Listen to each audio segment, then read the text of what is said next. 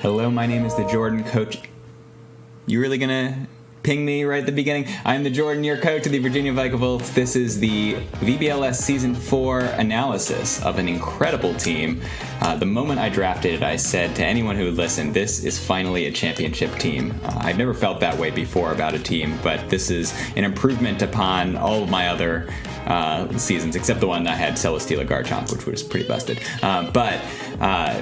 I think most people are believers in this team. At this point, it won 70% of the games and 70% of my sets, which is not obviously always a test of skill or a test of teams. This is a game full of randomness, so to win 70% of your games, the randomness gods have to cooperate, at least to some extent. There are games that I could have lost if I missed an attack or got paralyzed or whatever.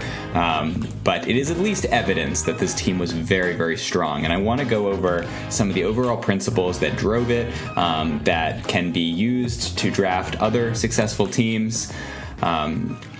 I'm going to compare this team to my previous VBL-S Season 3. I think it's an improvement upon last season in almost every way.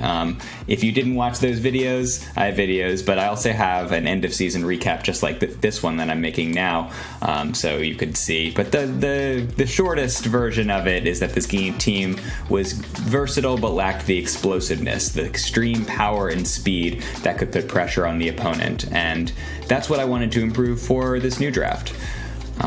Big numbers. That would be my first lesson. Well, I guess if you compare this squad to the old squad, I have a very, very fast mode. Not only just the raw numbers, but Latias having Tailwind and Icy Wind and T-Wave, Weavile having Fake Out and Icy Wind, Thundy with Electro Web. That's a relatively huge amount of speed control in just a few spots. And of course, even if you can for some reason go faster than Weavile, nothing is faster than Priority. So I did have Prankster Priority to cut your speed in half before the game even really starts. But you see that I could win that fast mode matchup with just a few really impressive extreme fast mode tools, but most of this team is kind of slow. This is a Trick Room dominant team. It might have had too much Trick Room. That's one thing that maybe not the most replicable.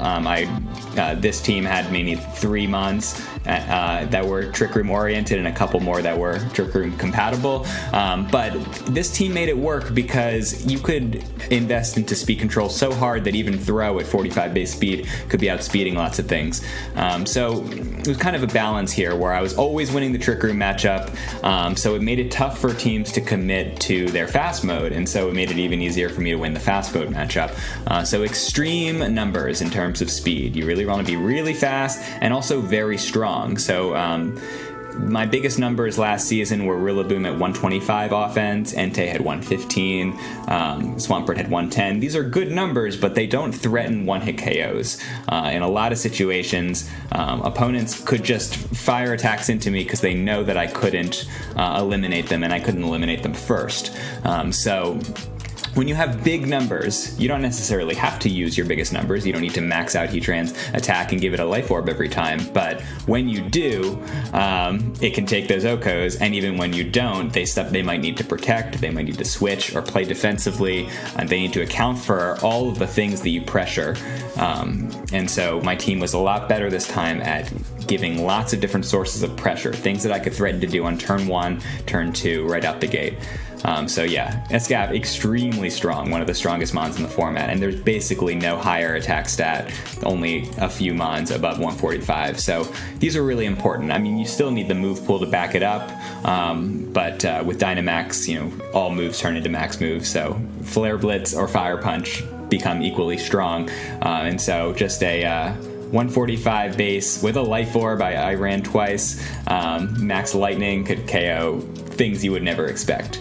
Not only the big numbers were good on this team, but I had a lot of multipliers. If you want to have a lot of pressure, you need to have big numbers that you multiply, add 50%, multiply by 2. Guts was the difference between Throw being a decent attacker and being a very scary attacker.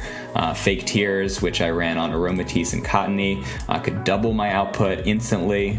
Justified helped me get a 4-0 sweep with Gallade.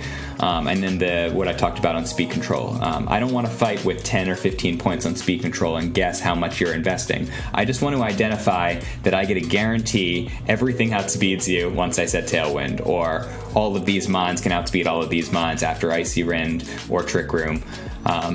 So that kind of the ability to identify what you need is more important than just having it from turn 0. So the other main principle when drafting this team is to get broken typings. This is the number one rule that I tell everyone when you're drafting. Get mons without a lot of weaknesses. Get mons without a lot of shared weaknesses across the team. This is obviously a lot harder, easier said than done. But this was something I've done on this squad as well as perhaps any of my squads. It's generally something I really focus on. But I didn't have a single other ground weakness on the entire team. I didn't have a single other water weakness on the entire team. My only other fighting weakness was Weavile, who's a focus Ashmon anyway.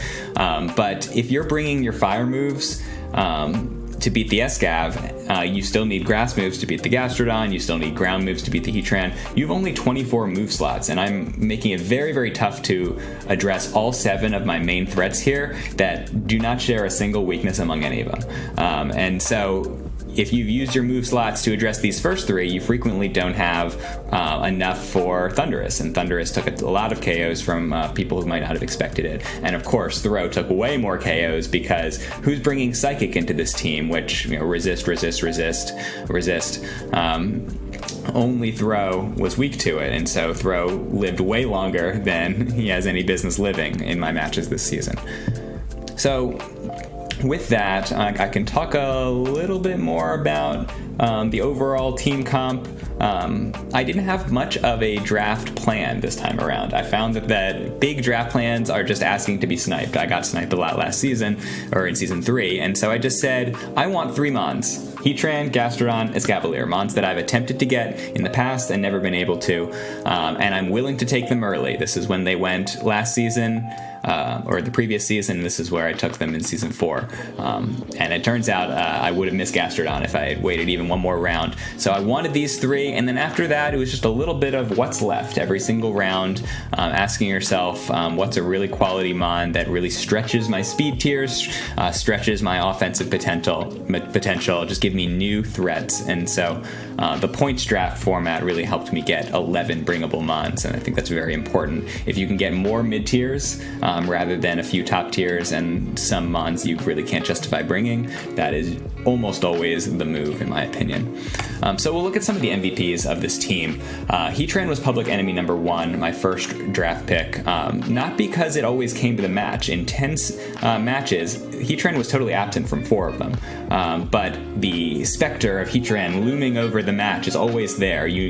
I saw every opponent brought ground moves, they brought water moves, and that was just for the Heatran, so it still has an effect. And Heatran has just such amazing stats that even when you prep for it, if I can position it well so that it's going first, the only thing Heatran's lacking is you need to give it some help on the speed department. But if it's going first, it can just lava plume through the whole team. It can max steel spike through everything, and it has so few weaknesses that you can identify its one weakness to ground and then patch it up with the ground resist. You can identify key things it can OHKO. So when you have such great stats and typing and ability and move pool, then items do really well at identifying just the few things you're missing. So I ran lots of different items on Heatran, some more defensively oriented, like a sash and an assault vest. I gave Heatran its own speed with Choice Scarf, and then a couple of offensive items. But this move pool is so privileged. I think Heatran is only as amazing as it was here. Oh, shush. It's the middle of the workday. Don't tell anybody. So Heatran only does quite this well when you don't have those shared weaknesses. But it just has so much going for it in terms of move pool, like who gets dark and grass coverage and rock, and just rare fire moves that not a lot of mons get, getting Burning Jealousy and Will-O-Wisp. So the main like non-offense thing I did with Heatran is spread burns. I did bring Taunt one time, and I was considering kind of more like a physical Heatran, Iron Defense Body Press Heatran. I didn't need to bring them as it turns out, but there are even more options with this guy. So well, a good team built around Heatran, and that really helped it shine this time around. So this was the other mon that benefited mainly from all of the balance across all the other threats, is that Thunderous just went by unnoticed and was hard to counter. With such huge attack, it's really, really difficult. If you're not putting a lot of emphasis on surviving Thunderous's attacks, he's going to take a lot of Okos, and he did, especially with a Life Orb. Sometimes I patched up Thundy's weaknesses on the defensive side. It protected from burns, protected from sleep, but Thunderous also has a very, very wide move pool. I did run, it's lacking a special flying move, which is unfortunate, but I did run physical Thunderous so that it could have max airstream. I ran Electro Web so it could have speed control while just special attacking, and then Eerie Impulse and Taunt were also useful. My main suggestion for getting the most out of a mon like Thunderous with such an extreme attack stat is to always use it, right? To absolutely maximize your special attack investment, give it a Life Orb, give it weakness policy, give it the coverage to hit mon super effectively, and Dynamax it if Dynamax is available. Use that a lot. Thunderous Therian is not the original Thunderous. It's not going to be as good as the Prankster variant, but this is what Thunderous is really good at. And there are a couple of mons that might not seem as impressive like Thunderous, like Chandelure. Chandelure has this 145 attack stat, and if you can get this that mon going first, that makes all the difference. If you can Dynamax it, if you can keep it around for one key turn with like a defensive item like AV or Yachi Berry. I lived a 2 Spectrier Max Phantasms with the use of AV, so I Fake Tears Max Phantasm me, and I survived, and then O-code the Spectrier with Max Darkness. That's the kind of stuff that you want to be doing with Thunderous, is let it KO things and keep it alive so it's in position to do so. Throw, the big surprise. All the other videos have me singing Throw's praises, but the main thing I want to think about is its comparison to Conkeldurr. Conkeldurr has basically the same stats as Throw. It has a larger attack stat, but like a little less bulk and the same speed tier, and they're both fighting mons with guts. Conkeldurr runs for like nearly top tier in draft board pricing, but Throw was 4 points, which everyone, me included, totally didn't realize during the making of the draft board what Throw could really do. And so I picked it up in one of the last rounds, and key backbone, key rounding out of my team. It's lacking a little bit in coverage. It needs to rely on its Ice Punch, Fire Punch, Thunder Punch. Like, it doesn't have knockoff, it doesn't have close combat, but it has some weird moves like Storm Throw. I could use this to crit through the Umbreon. Rock Slide was good for utility, and I did run a coaching. So Throw is so defensive that it could be more, provide more utility with things like Wide Guard. It could become unkillable with Bulk Up. It has Taunt. It could take things out of battle with Circle Throw. So there's plenty to do with Throw. I think it's maybe worth twice what we had it, roughly 8, 9, 10 points. 8 or 9 sounds good. But yeah, really, really good gut sweeper. And 45 is usable. 45 is a usable speed tier. It's not great. 25 is great, and 105 is great, would be better, but 45 was usable. And so with a lot of speed control, you can get Throw going. Gastrodon provided kind of a check. Do you have grass moves? Do you have good grass coverage, and can you get them into position? If not, then I just win. Gastrodon's very hard to KO without grass moves as its only weakness. What frequently Gastrodon does is Storm Drain. It protects mons who are weak to water. Only Heatran, as it turns out, was weak to water on my squad, but it did do a little bit of protecting Heatran. It just has a wonderful defensive typing overall. Gastrodon kind of runs a range from bulky attacker to all-in-out stall lord. Frequently 2 attacks from Gastrodon cover just about everything you need to hit, because ground plus water plus ice is some of the best possible coverage you could get. Water and ice hit basically everything unresisted except water mons. Ground plus ice hits virtually everything unresisted. So you can generally just have 2 slots voted to attacks, the other 2 devoted to like protect, plus something that makes Gastrodon even harder to take out. I used Acid Armor a couple times. I used Yawn. I used Recover. And then there were other things that I could put on Gastrodon. It could just sit there long enough for me to win the Fast Mode War with Icy Wind. It could Weather Ball to compete in multi-weather kinds of battles. And then there are like Curse Gastrodon. There are other ways that I could have set up. But what it did effectively. I didn't lean on it quite as much as I expected with my second pick in the draft. But when it came, it was when I identified that they would have trouble KOing Gastrodon. And so in the 8 games it came, it was alive at the end of 6 of them. So I think like a team with like sand synergies and just like more water weaknesses could use Gastrodon as like a more like frequent member of the team that comes every single week. But as a just, do you have grass moves? Nope. Then you're going to really, really struggle. That just being that check was a lot of value for Gastrodon. So Latias ran, was it 20 different moves? I'm not sure if I actually ran all 20. I think maybe I didn't run Helping Hand, but just was very close to. I think 19. Let's not overstate. It was 19 different moves on the 6 matches I brought it. So there's 24 move slots. It was basically running always different moves. The only things I repeated were like Draco Meteor and Tailwind, which are kind of like its best stuff, right? Latias provides you a ton of speed control with Tailwind, NT Wave, and Icy Wind. It provides lots of damage control, which with Mystical Fire, with Charm, with dual screens. It provides a ton of coverage. If you just want to chunk through things, Latias has almost always the move you're looking for. And so, like, Latias was always part of the plan. It didn't get a ton of KOs, but it was always there and always useful to how the team overall came together. And despite all of the things I was able to use on it, there were still lots of other things that I wanted to try. Dragon Dance, it could have been more physical options, like Breaking Swipe, Dual Wing Beat EQ. Bulldoze is an interesting speed control option. It has Recover, it has Trick. Like a Scarf Latias with Trick would be really, really disruptive, and even Magic Room to get rid of items. Really think about drafting Latias in every league where you have an opportunity to do so. Latias or Latios. Just really, really incredible mons. The one thing you shouldn't ask Latias to do is to take Okos, because Dragon and Psychic are not the most useful attacking types, and that and a 110 means it just isn't designed to do that. Even with a Life Orb, even with a Weakness Policy, it sometimes might fall short of that. Expect to get Latias to live certain things, so it's very important that you get your defensive calcs in order, and identify the kinds of frailer mons that you can Oko and justify Dynamaxing Latias. But otherwise, just use it at the mon that's there with 20 possible moves that it could run, and just make opponents make mistakes because they can't account for everything that Latias could be doing.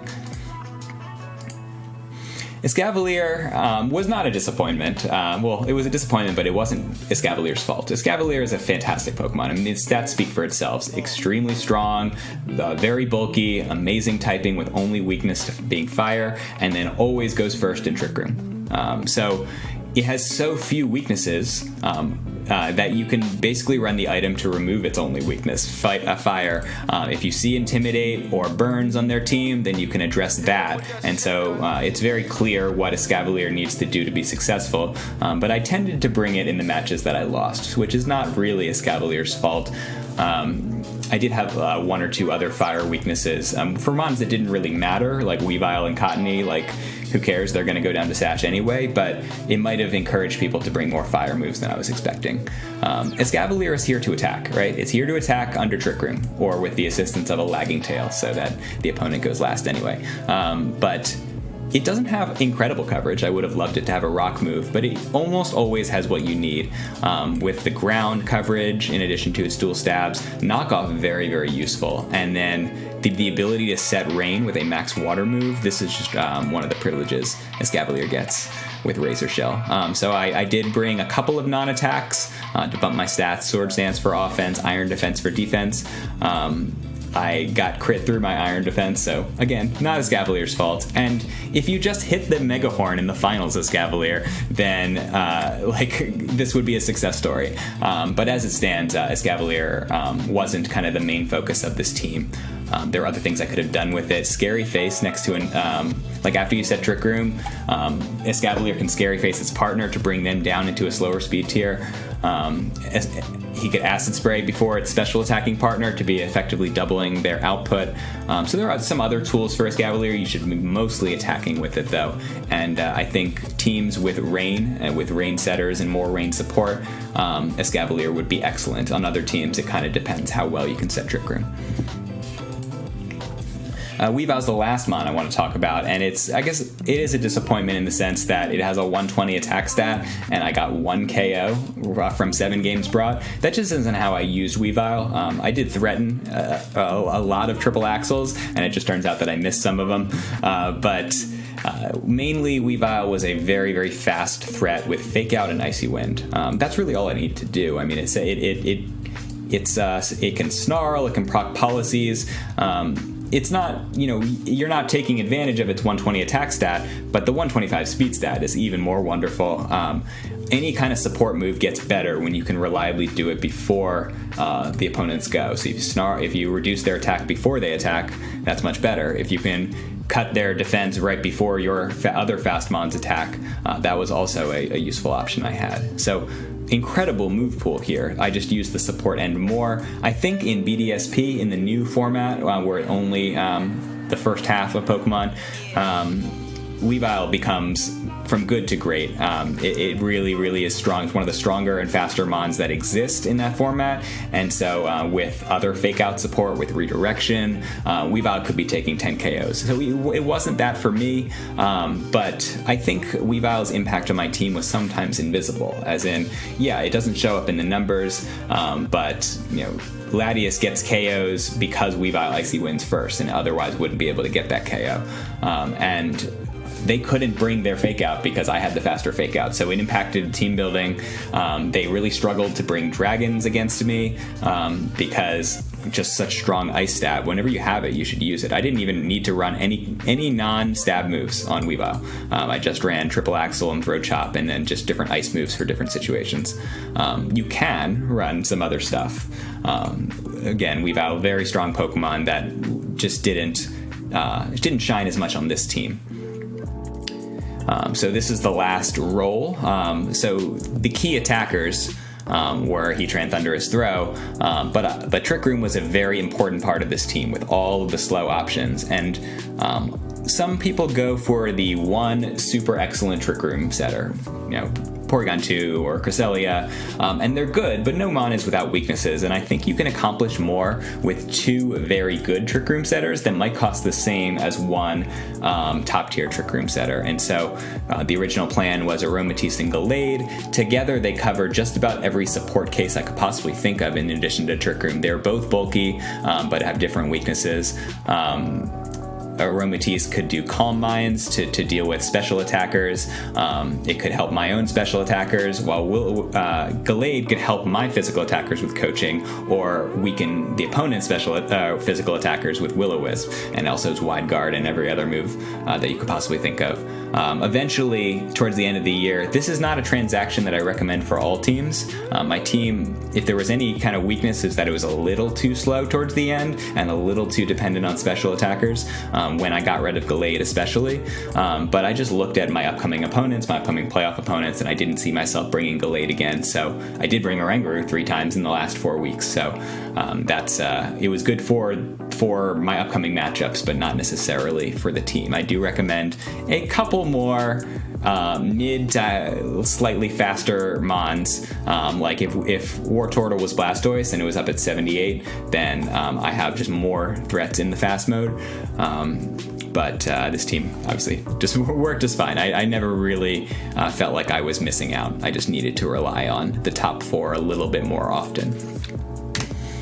So that's it. I can do item analysis. One more thing before I go. you might start to notice some trends, or I've noticed some trends in the items that I bring, which sometimes are my bias, right? I'm not a perfect draft league player, but I think over 4 seasons and generally successful results, you can see the most useful items are Resist Berries, Focus Sash, Life Orb, and sometimes Assault Vest. I just tend to lean on Assault Vest because I tend to bring bulky mons with lots of attacks, and that's the kind of mon that wants Assault Vest. Some items are very, very context dependent, right? I ran a Grassy Seed 5 times when I had Rillaboom, but never any other time. You can sometimes counter Rillaboom when you're fighting against Rillaboom. You can run your own Grassy Seed, but these are the kinds of items you want to be using, right? There's a ton of items in Pokemon. It can be very overwhelming, but these are the ones that are more useful. Is I almost always ran Focus Sash. Like, in Draft League, you have the benefit of knowing what things you can't live, and Focus Sash is the only way to live some things. So that's the item analysis across 4 different seasons here. I try to mix it up. I think some teams allow you to mix it up better than others, like Heatran runs lots of different items. Thunderous runs lots of different items, but like Throw needs to cling to its Flame Orb if it really wants to do maximum output. I did try Assault Vest and Leftovers. Weavile kinda needs a Focus Sash. If you run it enough, then you can get away with not running the Focus Sash, and then they'll hit you twice anyway. Like Choice Scarf is pretty useful for one specific matchup, for just being absolutely sure I outspeed everything. But I think I've explained what this team had going for it. Is kind of going for the extremes, going for the typing balance, and then trusting yourself in team building. That's always something you need to be working on. The game is more than the draft, but draft is a big part and can set you in the right direction. And so we're turning the page on season 4, closing the book.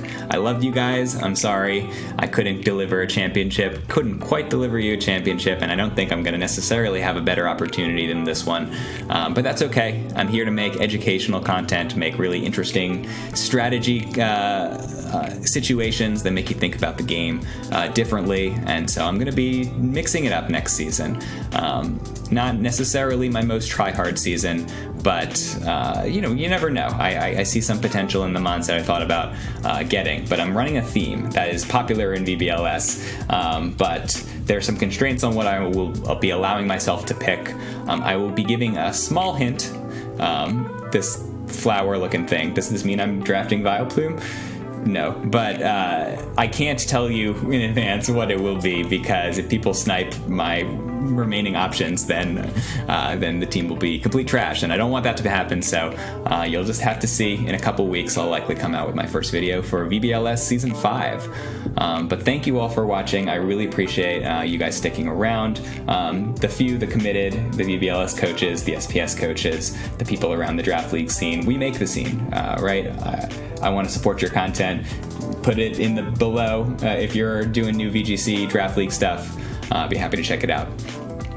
But for the rest of you, stay tuned for the next season.